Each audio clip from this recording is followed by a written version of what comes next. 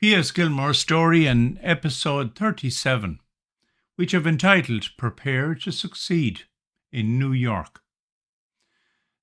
That first slide was Gilmore's last concert in Boston Common before he actually left.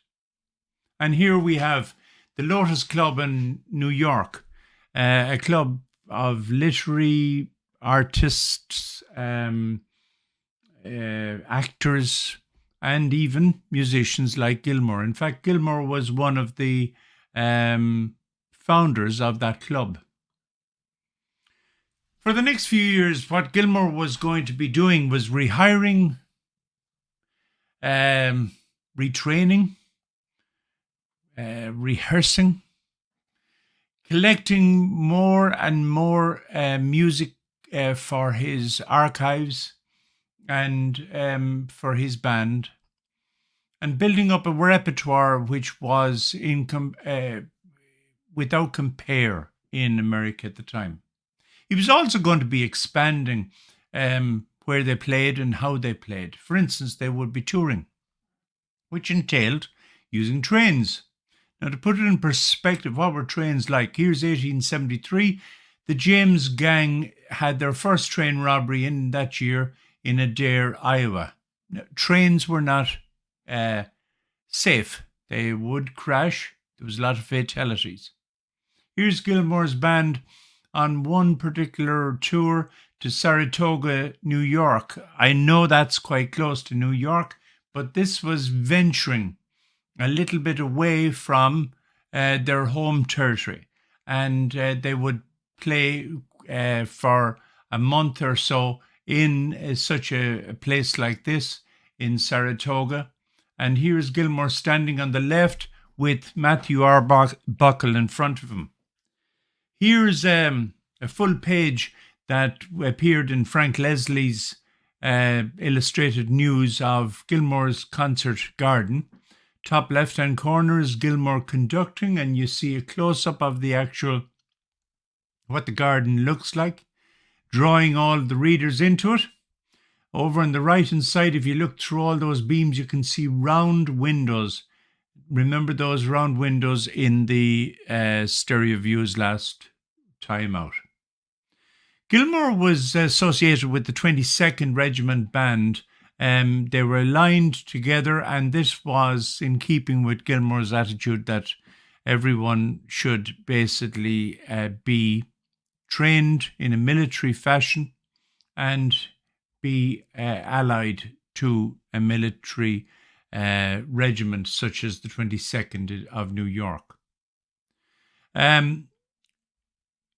In keeping with his ambitions nationally as well, Gilmore's band, as in the previous advertisement also, were heavily involved with the Library of Kentucky to raise money to finance it, to set it up properly, to buy books, set up libraries throughout the state of Kentucky. And it just gives you an idea of the patriotic spirit of these people at this time.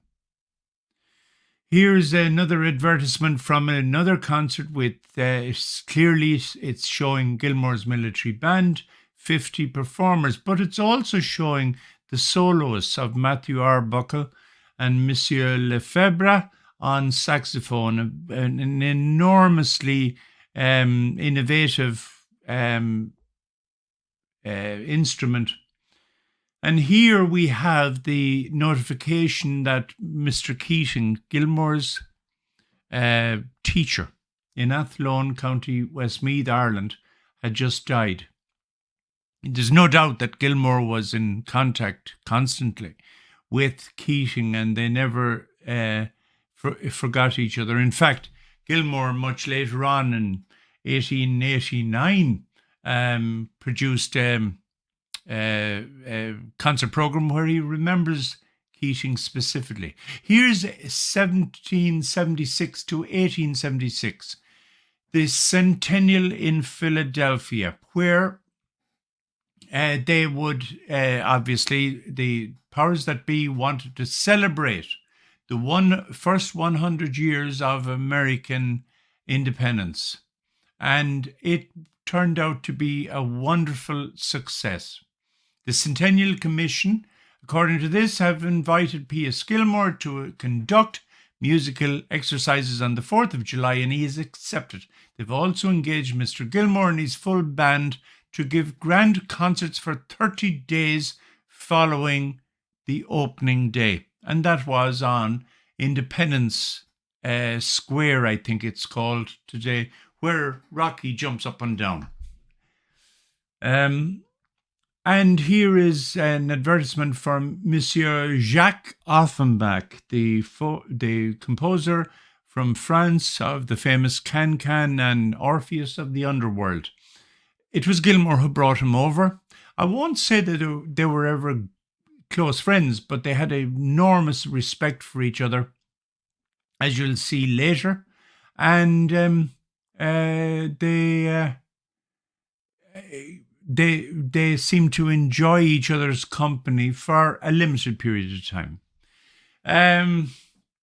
Here is one of these emerald balls. This emerald ball was a very important event in early January of each year, where they raise money for the orphans, particularly the Irish, who lost their parents specifically on the ships on the way over, maybe typhus, dysentery, cholera, or whatever, and they had to be buried at sea. Now these kids, there was no social welfare, so these concerts were extremely important to him. Gilmore would always keep his diary free for this event.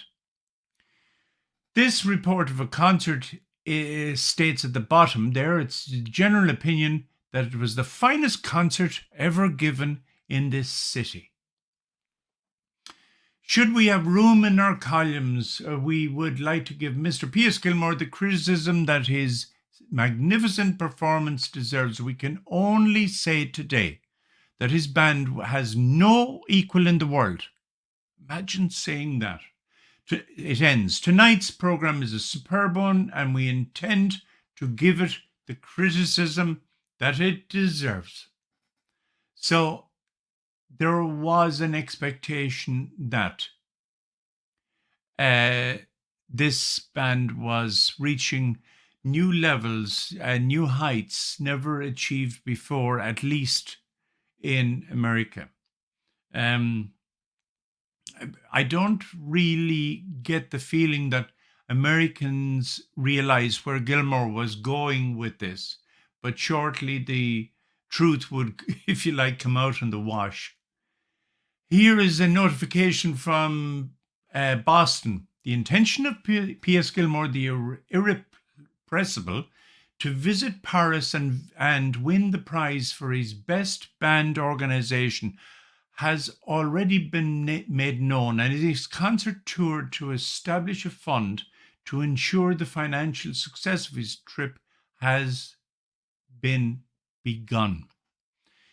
So the announcement was out there in the marketplace. Now people realize, and here's another example from January of 1878. And it's entitled here, Gilmore's Famous Band and Grand Concert Organization, and it's called their Farewell Tour. Farewell Tour to the continent of Europe, but limited details at this stage. America was, I suppose, a little bit hesitant about giving this too much credence at this stage, and it would be a matter of a month or so before it would be publicized properly. I hope you've enjoyed this introduction, if you like, to the first European tour of Europe by any American band, any American music organization, in fact. And there'll be more next week, and I hope you've enjoyed it. If so, please click like and subscribe. And if you've any questions, contact me at gilmoresband@gmail.com. Thank you and bye.